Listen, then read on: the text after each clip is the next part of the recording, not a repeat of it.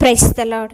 దేవుని పరిశుద్ధమైన నామంలో మీ అందరికీ మా శుభములు తెలియజేస్తున్నాము. ఈరోజు దేవుని వాగ్దానము, దేవుని వాక్యంను విని దానిని గైకొను వారు ధన్యులు. లూకా శుభవార్త 11వ అధ్యాయము 28వ వచనము. ప్రియ సహోదరి సహోదరులారా, దేవుని యొక్క వాక్యమును వినటము చదవటము మాత్రమే కాకుండా ఎవరైతే దానిని ప్రతినిత్యము ప్రతి క్షణము వారి యొక్క జీవితాలలో ఆచరిస్తూ పాటిస్తారో నిజమైనటువంటి ఆశీర్వాదమును వారి జీవితాలలో పొందుకుంటారండి. మనము దేవుని యొక్క వాక్యమును పాటించటం ద్వారా మాత్రమే ధన్యత మన జీవితంలో కలుగుతుంది. దేవుని యొక్క మాటకు లోబడి దానిని అనుసరించడమే నిజమైనటువంటి ఆశీర్వాదము, దీవెన. వాక్యాన్ని వినటము ఒక ఎత్తైతే దానిని పాటించటము లేదా ఆచరణలో పెట్టడము చాలా ప్రాముఖ్యమైనటువంటి అంశం అండి. మరి వినటానికైతే వింటారు, కానీ అనేక మంది దానిని పాటించరు.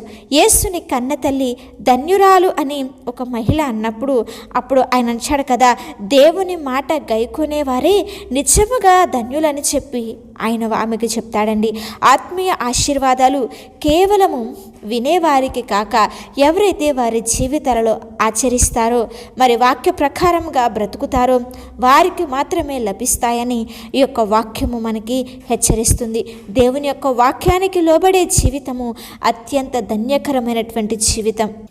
మరి కీర్తనాకారుడు మొదటి కీర్తనలో అంటున్నాడు కదా, దుష్టుల ఆలోచన నడవక, పాపుల మార్గమున నిలవక, అపహాస్యకులు కూర్చుండి చుట్టూను కూర్చుండక, యెహోవా ధర్మశాస్త్రం నందు ఆనందించుచు దివారాత్రులు దానిని ధ్యానించువారు ధన్యులు. ఎలాంటి దివారాత్రులు? ప్రతి క్షణము ప్రతి నిత్యము కూడా దేవుని యొక్క వాక్యమును ఎవరైతే ధ్యానిస్తారో, ఆ వాక్య ప్రకారంగా బ్రతుకుతారో వారందరూ కూడా ధన్యులని వాక్యము మనకి చాలా స్పష్టంగా తెలియజేస్తుంది. దుష్టుల మార్గంన నడవకుండా, అపహాస్యకులు కూర్చుండే చోటన కూర్చుండకుండా, ఏదైనా కొద్దిగా సమయము దొరికితే చాలు ఎక్కువగా ఏం చేస్తారంటే సెల్ ఫోన్లు చూడటము, రీల్స్ చూడటము, లేకపోతే ముసలమ్మ ముచ్చట్లు చెప్పుకోవటము. వాళ్ళు అలాగా ఉన్నారు, వీళ్ళ బ్రతుకు ఇలాగా ఉంది అని చెప్పి ఒకళ్ళ మీద ఒకరు చాడీలు చెప్పుకొని సంతోషిస్తున్నారు. కానీ దేవుని యొక్క వాక్యంను చదవాలన్న ఆసక్తి ఉండటం లేదు. కానీ ఎవరైతే దేవుని యొక్క వాక్యము కొరకు ఆశ కలిగి ఉంటారో, ఆసక్తి కలిగి ఆ వాక్యాన్ని విని ఆ వాక్యము ద్వారా వారి బ్రతుకులను సరిచేసుకొని ఎవరైతే వారి యొక్క జీవితంలో బ్రతుకుతారో వారు ఎంతగానో ధన్యులు. మరి పౌలు గారు వాక్యం ప్రకటిస్తున్నప్పుడు అక్కడ అంతమంది ప్రజలు కూడి ఉండగా ఒక్క లుదియ యొక్క హృదయమే తెరవబడిందంటే ఆమె ఆ యొక్క వాక్యం పట్ల ఆసక్తి కలిగి ఉంది. ఆ విన్న వాక్యాన్ని తన హృదయంలో ఉంచుకుంది. తద్వారా తన యొక్క బ్రతుకు జీవితమే మార్చబడింది. కనుక దేవుని యొక్క వాక్యంను విని గైకొనే వారు ఎలా ఉంటారో తెలుసా? నీటి యోరన నాటబడిన చెట్టు వలె ఉంటారండి.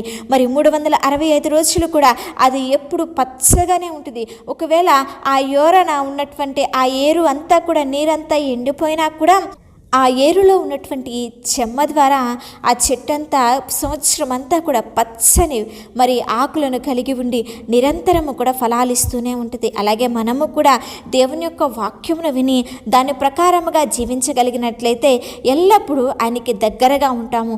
ఆయనతో సహవాసాన్ని మనము కలిగి ఉంటామండి.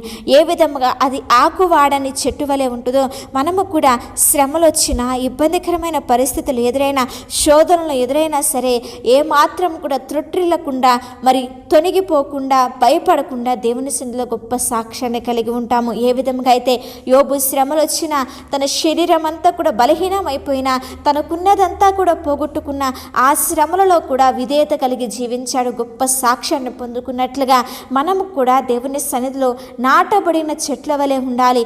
ఆకువాడని చెట్ల వలె, నిత్యము ఫలాలిచ్చే చెట్ల వలె మనం ఉండాలండి అని అంటున్నాడు కదా. ఇదిగో నేను 3 సంవత్సరాల నుంచి దీనికి అన్నీ ఇస్తున్నాను, కానీ ఇది ఏమాత్రము కూడా ఫలించట్లేదు అని యజమానుడు అంటున్నట్లుగా ఒకవేళ మనము ఫలాలిచ్చే చెట్ల వలె ఉంటున్నామా, లేకపోతే ఎండిపోయిన స్థితిలో ఉన్నామా? మన జీవితంలో ఎదురవుతున్న పరిస్థితులను బట్టి, ఇబ్బందులను బట్టి ఒక్కసారి మనము జ్ఞాపకము చేసుకొని అనేకులకు ఆశీర్వాదముగా, అనేకులకు దీవెనకరముగా, అనేకులకు మాదిరికరముగా జీవితామండి. కనుక దేవుని యొక్క వాక్యమును వింటం మటుకే కాదు, దానిని విని గైకొని వాక్య ప్రకారముగా జీవించి మన జీవితాలను ఇతరులకు మాదిరికరముగా చూపించే వారంగా ఉందాం.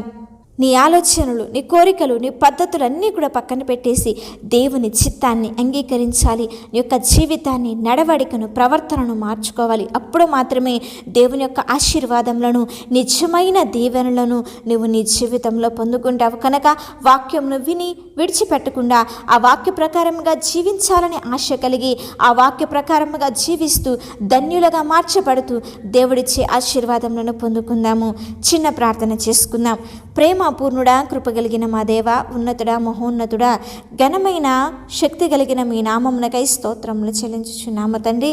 ఇంతకాలము నీ కృప చేత మమ్మల్ని అందరినీ కూడా నడిపిస్తూ బలమును దయచేస్తూ ఆరోగ్యం ఇచ్చి క్షేమమును అనుగ్రహించుచున్న విధానమునకై మీకే స్తోత్రములు చెల్లించుచున్నాము దేవా. తండ్రి, మరొక మారు నీ యొక్క సన్నిధిలో గడపడానికి, మీ యొక్క వాక్యమును ధ్యానం చేసుకోవడానికి, కొద్ది నిమిషంలో నీ యొక్క సన్నిధిలో ప్రార్థించడానికి మీరు మాకు అనుగ్రహించిన అమూల్యమైనటువంటి అవకాశంకై నీకే స్తోత్రములు. ఎంతమంది బిడ్డలైతే వాక్యం వింటున్నారో వారు వినటం మటుకే కాకుండా వాక్యంను విని మేమందరం కూడా మా జీవితాలలో గైకునే వారంగా నీ యొక్క వాక్య ప్రకారముగా జీవిస్తూ నీవిచ్చే మేలులను, ఆశీర్వాదములను, ధన్యకరమైన జీవితాన్ని మేమందరము కూడా మా జీవితాలలో పొందుకొనుటకు నీ కృపను అనుగ్రహించి నడిపించమని ప్రార్థించుచున్నాము ప్రభువా. మరి ముఖ్యంగా ఎగ్జామ్స్ రాస్తున్న బిడ్డల విషయమే ప్రార్థించుచున్నాం. మంచి జ్ఞానంను, తెలివిని, వివేచనను మీరు దయచేయండి. వారు రాస్తున్న ఎగ్జామ్స్ అన్నింటిలో కూడా తోడుగా ఉండమని వేడుకొనిచున్నాము ప్రభువా. నీకే స్తోత్రములయ్యా. ఎదుర్కొంచిన ప్రతి ఒక్క బలహీనతలను దూరపరచండి, ఆరోగ్యంను దయచేయండి. చేస్తున్న వ్యాపారాలలో, ఉద్యోగాలలో తోడుండి అభివృద్ధిని కలుగ చేయమని వేడుకొనిచున్నాం. చేస్తున్న ప్రతి ఒక్క చేతి పనులన్నీ కూడా దీవించండి. ప్రయాణాలలో మీరు తోడుగా ఉండమని వేడుకొనిచున్నాము దేవా. ఎంతమంది బిడ్డలైతే కార్యముల కొరకు, గొప్ప మేలుల కొరకు మీ సన్నిధిలో కనిపెట్టుకొని ప్రార్థిస్తున్నారో వారందరి ఏడల మీ ఉన్నతమైన కార్యములు, ఘనమైన క్రియలను జరిగించి ఆశీర్వదించి మేలులతో నింపి సమాధానమును, సమృద్ధిని కలుగజేసి దీవించమని మా ప్రభువును ప్రియరక్షకుడైన యేసుక్రీస్తు వారి నామములో అడిగి వేడుకొని ప్రార్థించుచున్నాము తండ్రి. ఆమేన్. అలాగే మీ యొక్క ప్రార్థన అవసరతలు మాకు తెలియచేసిన యెడల మేమందరం కూడా మీ గురించి ప్రార్థిస్తాము. దేవుని ఉన్నతమైన కృప మీకు, మీ కుటుంబాలకు తోడై ఉండి నడిపించునుగాక.